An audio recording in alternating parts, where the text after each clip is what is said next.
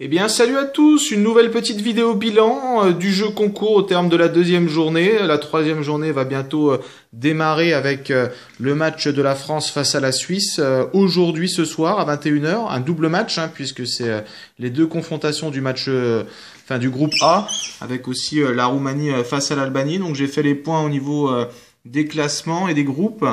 Et on pourra se donner une idée un petit peu des potentiels adversaires de la France au stade des huitièmes de finale. Donc voilà, sur les deux albums, je l'ai fait. Ce qui est bien avec celui-là, c'est qu'on peut mettre les classements à ce moment précis de la compétition, au terme de la deuxième journée. Donc la France est première avec plus 3 au goal average, 6 points pris. La Suisse est deuxième avec 4 points. Les Roumains à un seul point, mais vont pouvoir peut-être éventuellement revenir à hauteur de la Suisse. Mais bon, en confrontation directe, ils ont fait match nul avec la Suisse, donc tout se jouera au goal average entre les deux parties. Et les Roumains, s'ils tapent les Albanais par plus de 2 buts d'écart et si la Suisse vient à perdre, ça va être compliqué pour les Suisses. Donc voilà, les Roumains peuvent encore finir deuxième et éventuellement la Suisse troisième. Meilleur troisième, bien évidemment, mais meilleur troisième dans le groupe A, c'est quoi? C'est supposé affronter le premier du groupe B, l'Angleterre. Voilà, meilleur. Il me semble que c'est comme ça que ça se fait. Mais ce qui est bizarre, c'est que ouais, au niveau de celui-là, de ce tirage, là, vous le voyez, pour ce huitième, le premier du groupe C contre le meilleur troisième du groupe A, B ou F. Mais quand il a été sélectionné, par exemple, pour affronter le premier du groupe B, il est plus disponible. Donc on prend le deuxième meilleur du groupe d'un des trois groupes. Donc le deuxième meilleur troisième d'un des trois groupes.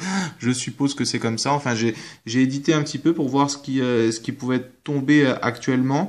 La Suisse, deuxième du groupe A, contre la Pologne, deuxième du groupe C. L'Espagne face à la Slovaquie, premier du groupe D, ça pourrait être un match intéressant. On verra. L'Angleterre face à l'Irlande du Nord aussi, ça peut être un match.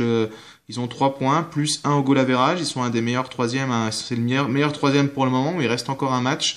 Donc ça pourrait quand même bouleverser ces huitièmes de finale.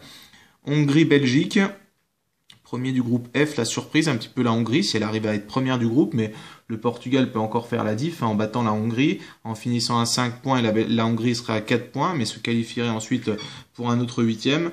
Allemagne-Portugal, pour le moment, Italie-Croatie, France-République tchèque et Pays de Galles-Islande. Voilà un petit peu la France donc pourrait affronter la République tchèque actuellement si voilà on était finalisé au niveau de la deuxième journée, mais il reste encore la troisième avec vous voyez les plans ce soir sur M6 Beansport pour le match de la France et seulement sur Bein pour Roumanie-France.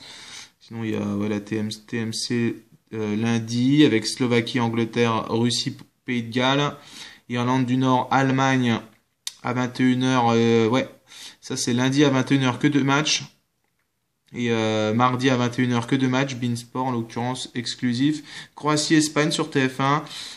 Et pour le 21, dès le 21 on a 4 matchs. 2 à 18 h, 2 à 21 h. Et pareil pour la journée suivante, le jour suivant. Donc voilà, on va finaliser rapidement cet euro et voir quels seront les huitièmes de finale, diffusés essentiellement, vous le voyez, sur Beansport. Ouais. Après 6 matchs sur TF1 et 2 sur M6, mais ils choisiront en fonction de pour suivre la France, bien évidemment. Donc voilà, j'ai actualisé les deux aussi, celui-là qui est assez joli avec les couleurs. On verra sur les autres matchs, mais c'était surtout aussi pour revenir sur le jeu concours, avec justement la finalisation du jeu concours et les points remportés et le jeu vidéo officiel de l'Euro 2016 remporté par Medine. Vous le voyez ici, Medine qui a 111 points. Ça a été beaucoup plus serré que la première journée. Je crois qu'il y a un petit peu plus de gens qui ont compris le principe, même s'il y en a encore comme N points. Je sais pas, c'est son pseudo qui me dit je n'ai pas compris comment fonctionne le jeu concours. C'est pourtant simple. Il faut répondre à des questions. Là, par exemple, elle avait été cachée. J'avais donné les indications dans la vidéo en parlant, comme quoi il fallait trouver. Voilà, la question était cachée sur la vidéo. Avec le titre, voilà, j'avais même donné le lien parfois, et donc il fallait d'aller au plus vite sur cette vidéo et de répondre à la question jeu concours que j'avais posée en commentaire, et plus t'es rapide, tu marques des points. On voit que Nunchies, hier, entre le Portugal et l'Autriche, là d'ailleurs c'est à 22 h, parce que j'avais pas eu le temps de faire PS, j'ai mangé un petit peu de la seconde période, puisqu'à 22 h 08, le match avait repris depuis 8 minutes à peu près, Donc voilà, ils ont manqué un petit peu du match de la seconde période, mais vu qu'il y a eu 0-0 et que le Portugal n'a pas réussi à faire le spectacle attendu, comme ont pu le faire l'Espagne et la Belgique, dommage. Donc voilà, hein, Médine qui remporte belle victoire au terme de cette seconde journée de 12 matchs. Et à nouveau un jeu concours hein, pour remporter le jeu de PES pour la troisième journée qui commence ce soir avec la France. Donc soyez proches, soyez prêts et soyez attentifs. Il y aura sûrement 2 questions pour commencer. Une dans le match de la Roumanie face à l'Albanie sur PES. Il y aura peut-être 3 questions hein, finalement, puisque dans le live streaming, je verrai si je fais un live streaming avec FIFA et PES, peut-être. Pour la Suisse et la France, on verra. En tout cas, 3 questions probablement. Mais voilà, Médine a remporté le jeu. Et les 5 autres hein, remporteront des cadeaux avec une valeur respectivement... Je l'avais mis dans la précédente vidéo, là, le précédent bilan. J'avais dit, hein, voilà, le deuxième remporte à peu près un cadeau de 16 € en lien avec l'euro, hein, bien évidemment, que je vais trouver. Et je vous solliciterai par un message privé. C'est pas des gros cadeaux, hein, c'est sûr, mais à la force de faire des redondances, 3 jeux concours comme ça, voilà.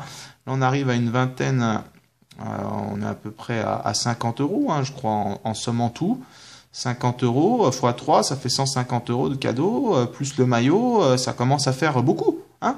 Donc j'espère que ce petit cadeau quand même vous permettra, vous donnera l'envie de participer. Donc voilà, le troisième gagne un cadeau de 12 €, le quatrième un cadeau de 8 €. Nunchis avait gagné, je ne l'ai pas encore contacté, mais c'est tellement long. Bon, annulé. Voilà. Et le cinquième, un petit cadeau d'environ 5 €, c'est pas grand chose, mais bon, voilà, sur YouTube. Donc j'espère que tout ça vous fait plaisir en tout cas et vous donne un petit peu d'activité. Ça vous occupe un petit peu. C'est vrai que concours de rapidité, là, comme je le disais, ça a été beaucoup plus serré avec deux personnes à plus de 100 points. Alex qui s'est un petit peu relâché, mais comme il a gagné le jeu, hein, il essaie justement de marquer des points quand même pour être au taquet sur le maillot, parce qu'on le sait qu'à la fin du tournoi, celui qui aura marqué le maximum de points remportera le maillot de l'équipe qui remportera 7 €. Donc voilà, pour le moment, il est quand même bien classé avec 227 points au total. Hein. C'est vrai que j'avais mis pour phase de groupe pour le moment. Classement général de la phase de groupe, mais je pense que ça va être sur toute la compétition.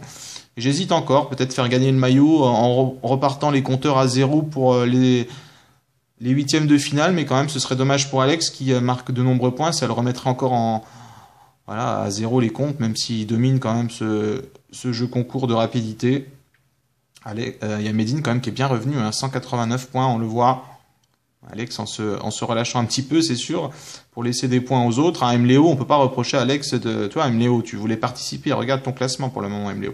Tu as seulement 17 points, alors que les autres, quand même, le cinquième a 51 points, donc participe beaucoup plus.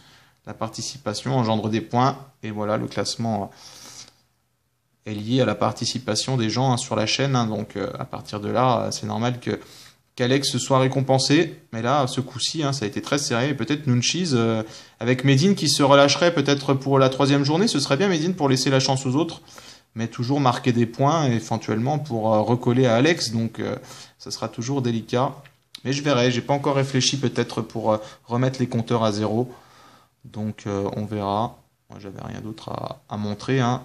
Si ce n'est, bon, je ferai une vidéo quand même de remerciement pour cette superbe manière...